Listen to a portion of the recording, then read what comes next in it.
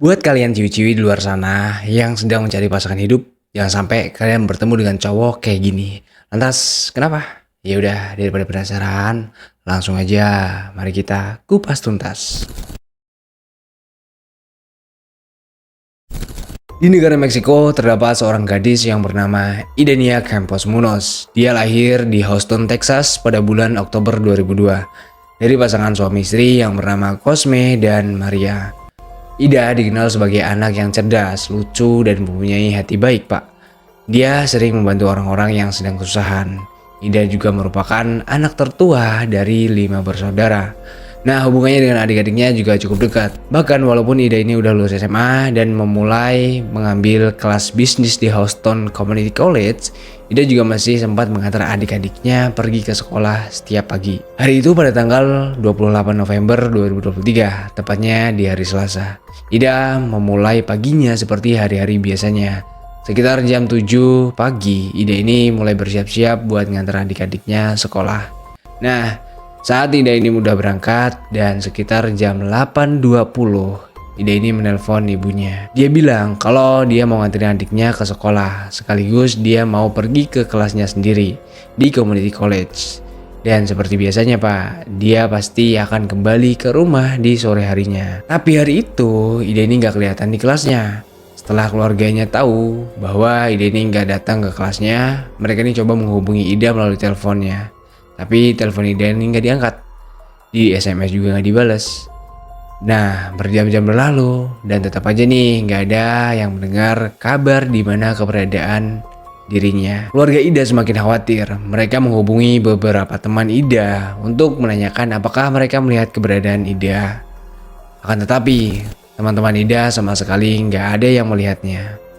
Namun, ada salah satu teman Ida yang gak disebutkan identitasnya. Dia mengatakan kepada keluarga Ida bahwasannya dia dan Ida itu saling berbagi lokasi satu sama lain. Dan mungkin aja dia bisa membantu buat ngelacak keberadaan handphonenya. Keluarga Ida yang mendapatkan tawaran bantuan ya langsung mengiyakan. Dan mereka ini juga sembari berdoa supayanya Ida bisa segera ditemukan.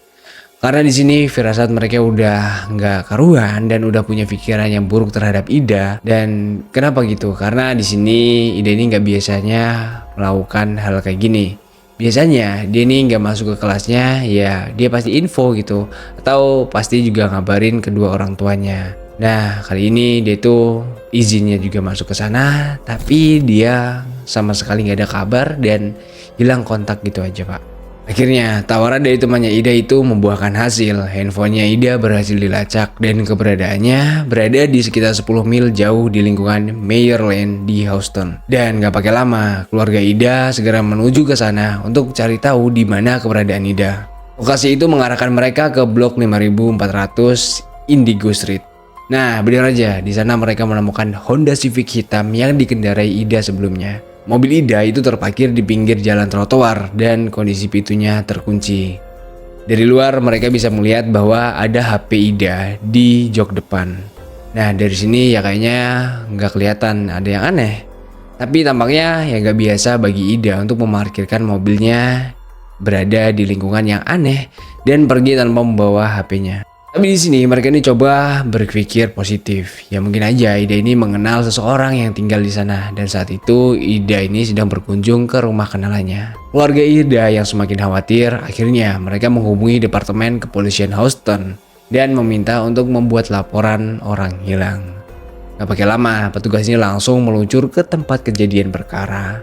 Nah, dilihat dari kaca luar juga mobil itu kayaknya nggak cukup mencurigakan. Dan di situ pihak berwenang juga mengambil sebuah kesimpulan untuk menyarankan keluarga Ida ini menghubungi tukang kunci dan menderek mobil tersebut. Dan mobil itu ya bisa dibilang udah bisa diderek pulang. Karena emang nggak ada sesuatu yang mencurigakan di sana. Karena menunggu tukang kunci yang emang lumayan lama, keluarga Ida ini semakin merasa cemas dan nampaknya emang udah nggak sabar. Matahari juga emang semakin terbenam dan hari akan semakin gelap. Ayah dari Ida yang bernama Cosme itu memutuskan bahwa mereka ini akan memukul kaca mobil itu. Secara kebetulan seorang warga yang ada di sekitar sana coba membantu mereka dengan memberinya sebuah tongkat bisbol yang nantinya akan digunakan untuk memecahkan kaca mobil. Dan pada akhirnya setelah kaca mobil itu berhasil dipecahkan, mereka ini langsung membuka pintu mobil. kemudian membuka bagasi. Apa yang mereka lihat? Dan yang mereka lihat di dalam bagasi itu seketika membuat mereka terheran dan terkaget-kaget, Pak. Yang pastinya mereka ini langsung lemas seketika ketika melihat tubuh yang berlumuran darah. Dan ada kemungkinan bahwasanya itu Ida yang udah nggak bisa terselamatkan nyawanya. Nah, mungkin kalau sekiranya pihak kepolisian lebih awal menemukan Ida, ya pasti aja Ida ini masih bisa terselamatkan. Atau bahkan ya tetap aja dia ini meninggal karena emang luka yang dideritanya ini cukup parah. Darah yang ada di bagasi juga cukup menggenang banyak. Tapi bisa juga Ida ini meninggal seketika setelah dihantam peluru di tubuhnya. Polisi langsung melakukan penyelidikan dan memproses tempat kejadian perkara. Penyidik mencatat bahwa Ida ini memiliki tanda-tanda trauma di wajahnya yang menunjukkan bahwa Ida ini berpotensi menjadi korban pembunuhan. Tapi kalau emang gitu ya nggak ditemukan sebuah peluru yang ada di bagasi. Ya kemungkinan besarnya Ida ini menjadi korban pembunuhan. Nggak mungkin juga kalau Ida melakukan bunuh diri karena dia ini anak yang ceria dan dia sebelumnya juga nggak punya masalah di dalam keluarganya. Yang memungkinkan terjadi terhadap Ida adalah bahwasanya Ida menjadi korban penembakan dan ada dua kemungkinan yang juga di sini sebelumnya udah direncanakan terhadap pembunuhan Ida atau emang sebelumnya juga belum pernah direncanakan. Tapi siapa yang tega melakukannya dan kenapa dia melakukan itu terhadap Ida?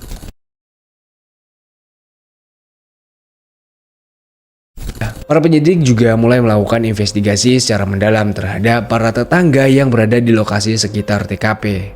Penyidik coba tanya nih ke mereka, apakah mereka melihat seseorang yang telah memarkirkan mobil Ida berada di sana, atau ya orang mencurigakan yang berada di hari itu. Dan bukan cuma itu Pak, pihak berwenang juga coba untuk mengecek semua CCTV yang ada di sekitar situ. Siapa tahu nih bisa mengelacak siapa pelakunya. Kabar kematian Ida ini juga semakin tersebar luas dan banyak orang yang gak menyangka atas kematian Ida. Kepergiannya juga meninggalkan luka yang teramat mendalam untuk keluarga yang ditinggalkan.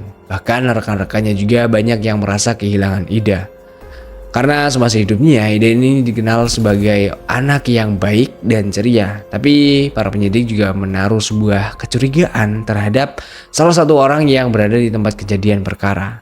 Dan saat itu sedang berduka atas kepergian Ida. Nah, kenapa polisian bisa mencurigai orang ini? Ya udah, langsung aja kita bahas. Nah, di sini nggak tahu kenapa ya pihak polisian ini menaruh sebuah kecurigaan terhadap pria satu ini. Dia bernama Ariel Cross. Saat itu Ariel ini berusia 19 tahun dan Ariel juga ini sering banget berkunjung ke rumah Ida. Bahkan ya udah kayak keluarga sendiri gitu. Ariel dan Ida itu sebelumnya pernah berpacaran walaupun sebentar, yaitu di awal tahun 2023. Tapi saat itu Ida memutuskan hubungan pacaran itu karena Ida beranggapan bahwasanya dia akan lebih bisa fokus untuk melanjutkan sekolahnya jikalau tanpa Ariel. Walaupun udah berpisah, Ariel dan Ida ini tetap deket. Nah, mereka ini juga masih sering bertemu juga gitu Pak. Setelah ditemukannya jasad Ida, hari ini ia datang dan menghibur keluarga Ida, memeluk ibu dan saudara perempuan Ida. Ariel juga menguatkan mereka dengan berbicara bahwasanya semua ini akan baik-baik aja. Dan juga dia bilang bahwa dia mencintai Ida. Saat itu dia juga berharap suatu hari mereka akan menikah. Ariel juga cukup terpukul atas kepergian Ida saat itu. Karena harapannya juga udah pupus setelah Ida meninggal secara mengenaskan. Tapi pihak penyidik ini tetap gak percaya dengan Ariel. Maka dari itu pihaknya ini coba membawa Ariel ke kantor untuk dimintai keterangan dan diinterogasi lebih lanjut. Nah, setelah diinterogasi beberapa saat, akhirnya Ariel mengakui semuanya. Ariel saat itu memberitahu pada pihak penyidik bahwa dia dan Ida itu telah bertemu di pagi itu di sebuah toko pusat perbelanjaan, yaitu di Mayer Lane Plaza. Maksud Ariel hari itu bertemu Ida adalah untuk membicarakan perihal hubungan mereka. Nah, Ariel berharap mereka ini bisa kembali berpacaran. Nah, tapi saat itu Ida menolak permintaan Ariel. Ariel yang kecewa atas penolakan Ida, dia merasakan amarah yang cukup besar. Dan gak diketahui nih di mana selanjutnya Ariel ini mengeksekusi Ida. Yang jelas Ariel selanjutnya menembak kepala Ida, yang hal itu membuatnya tewas seketika. Kemudian jasad Ida ini dimasukkan ke dalam bagasi Honda Civic miliknya. Nah, setelah itu mobil itu dikendari Ariel ke blok arah barat dan setelah menemukan tempat yang tepat, yang cukup pas ya, lumayan sepi gitu ya, nggak ada orang yang berkeliaran. Nah, dia memutuskan tempatnya di Indigo Street. Setelah itu, Ariel memarkir mobil Ida di sana dan dia keluar dari mobil secara perlahan, yang kemudian Ariel ini berjalan keluar untuk mengamankan dirinya. Setelah berhasil melarikan diri dari dalam mobil itu, beberapa jam kemudian Ariel ini mendapat panggilan dari keluarga Ida. Nah, karena kan dia ini yang mempunyai hubungan yang dekat dengan Ida. Ariel dikasih tahu bahwasanya Ida ini menghilang. Dengan wajah tenangnya Pak, dia ini membantu keluarga Ida untuk mencari keberadaan Ida berada. Dan setelah mengakui semua perbuatannya, Ariel ini ditangkap dan didakwa atas pembunuhan Idania. Kalian tahu nggak apa yang dirasain keluarga Idania saat itu?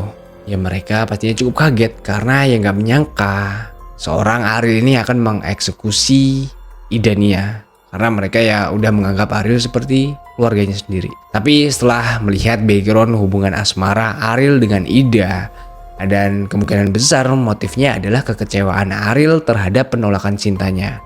Nah, kalian wajib tahu nih apa yang dilakuin Ariel semasa dia berpacaran dengan Idania, sehingga Idania itu menolak untuk diajak flashback. Semasa Ariel ini masih berpacaran dengan Idania, hal-hal yang cukup di luar nalar dan bisa dibilang Ariel ini berada di ambang obsesi Idania. Nah, karena gini, setiap harinya Ariel ini menghabiskan waktu bersama Ida. Ariel ini terus-terusan ingin berteleponan dengan Ida setiap malam, dan Ariel juga marah ketika Ida ini mengatakan kepadanya bahwa dia ini perlu tidur supaya dia bisa bersiap buat sekolah keesokan harinya. Ariel juga terus-terusan mengirimkan pesan teks dan menanyakan gitu tentang semua yang dilakuin Ida nih ya di hari itu. Pada akhirnya perilaku Ariel ini bisa dibilang cukup mengendalikan Ida, yang membuat Ida juga lelah dan dia mengambil keputusan untuk mengakhiri hubungan itu. Nah, sementara itu Ida yang mengira hubungannya dengan Ariel berakhir dengan damai, tapi nggak sama sekali dengan Ariel. Ada kesaksian juga dari saudari Idania yang bernama Alexandra. Dia memberitahukan bahwasanya perilaku Ariel ini beberapa bulan sebelum kejadian itu ya udah ngebuatnya risih. Karena apa? Ya karena di waktu acara ulang tahun Jennifer, yaitu adik dari Ida, yang bertepatan pada tanggal 26 November 2022, Ariel dengan santainya memainkan pistol yang gak terisi peluru. Ya walaupun hal ini gak bersikap mengancam, tapi ya hal ini ya udah membuat Alexandra gak nyaman. Atau mungkin ya ada kaitannya dengan ancaman yang dia lakukan terhadap Ida. Ya gak ada yang tahu. Yang jelas Ariel ini melakukan itu semua karena dia sakit hati cintanya ditolak Idania. Atas perbuatannya, Ariel keras dijebloskan ke penjara Harris County dan ditahan dengan jaminan sebesar 500.000 US dollar. Nah, penyidik menyatakan bahwa ada rekaman CCTV yang merekam keberadaan Ida dan Ariel yang berada di pusat perbelanjaan Meadowlands Plaza pada hari pembunuhan Idania. Nah, tim penyidik juga berhasil menemukan senjata api di rumah Ariel di Houston, yang mereka sangat yakin bahwa senjata itulah yang digunakan Ariel untuk mengeksekusi Idania. Sampai konten ini gue buat, kasus ini juga belum menemukan sebuah keadilan karena Ariel keras tengah mendekam di penjara Harris County sambil menunggu persidangan. Dan sidang berikutnya itu dijadwalkan pada bulan Juni 2024. Nah, tapi gue juga belum bisa mendapatkan informasi lebih lanjut mengenai kelanjutan dari kasus ini. Nah, buat kalian nih yang tahu informasi lebih selengkap, nah coba kalian kasih pendapat kalian di kolom komentar. Oke. Dan itulah tadi kisah dari Idania Campos Munoz yang dieksekusi mantan pacarnya sendiri. Dari pembahasan konten ini, gue harap bisa kita jadikan pelajaran terutama buat kaum laki-laki ya, untuk kita semua. Kita bisa belajar lebih dewasa dalam menjalani sebuah hubungan. Nah, hubungan yang dewasa itu yang gak harus saling berkabar 24/7. Tapi gimana caranya nih? Kita bisa saling percaya dan menempatkan pasangan kita di prioritas utama. Dan buat kalian semua yang mungkin cintanya ditolak, jangan nyerah. Atau bahkan ya dendam terhadap wanita yang kalian suka, karena ya itu semua cuma buang-buang waktu. Dan jangan sampai nih melakukan hal konyol seperti yang dilakukan Ariel keras, yang mana nantinya akan merugikan kalian sendiri. Yap, yaudah gitu aja, mungkin sekian untuk pembahasan hari ini. Dan gue mohon maaf kalau ada salah informasi. See you next video, dan jangan lupa klik tombol subscribe, itu gratis Pak. Bye bye.